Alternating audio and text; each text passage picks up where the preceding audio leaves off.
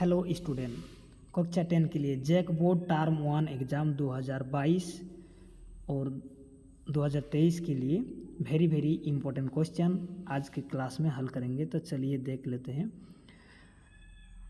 गणित में सबसे पहला अध्याय जो है वास्तविक संख्या, और वास्तविक संख्या का सबसे इम्पोर्टेंट प्रश्न आज हम लोग हल करेंगे। तो चलिए देख लेते हैं। सबसे पहला प्रश्न जो है, तो सबसे पहला प्रश्न आपका स्क्रीन पर यहाँ पर दिख रहा है। 1 नंबर पे है 120 का अभाज्य गुणनखंड।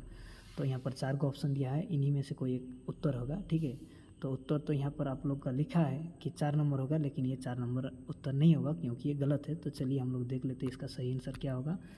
तो सबसे पहले आप लोग को 120 का अभाज्य गुणनखंड निकालना है।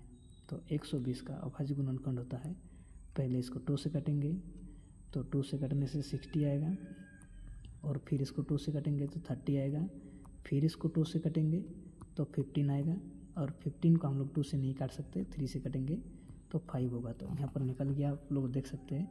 तो 120 का अभाज्य गुणनखंड निकल गया है।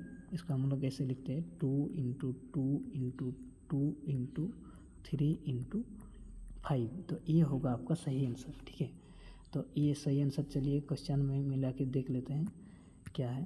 तो क्वेश्चन पर यहाँ पर दिया है, सबसे जो पहला नंबर का ऑप्शन है ना आपका, ये होगा सही आंसर। चलिए हम लोग आगे बढ़ते हैं दूसरे प्रश्न की ओर।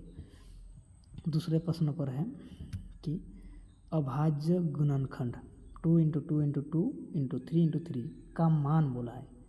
तो इसका मान क्या होगा, देखिए इसको गुना करने से इसका मान निकल जाएगा। तो इसको गुना करने से ना सबसे आसान तरीका है गुना करने का। ठीक है, तो इसको कैसे गुना करेंगे हम लोग, तो इसको गुना करने का सबसे आसान तरीका हो गया कि 2 को 3 बार गुना कीजिएगा तो 8 होगा,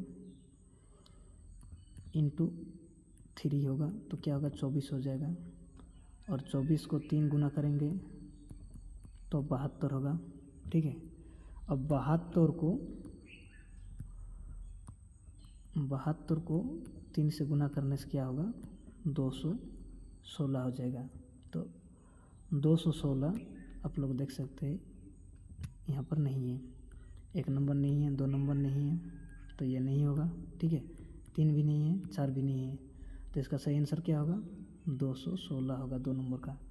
चलिए आगे बढ़ते हैं तीसरे नंबर पर। जो 3 नंबर का सवाल है, यहाँ पर आप लोग देख सकते हैं लिखा है कि 6 और 20 का HCF है।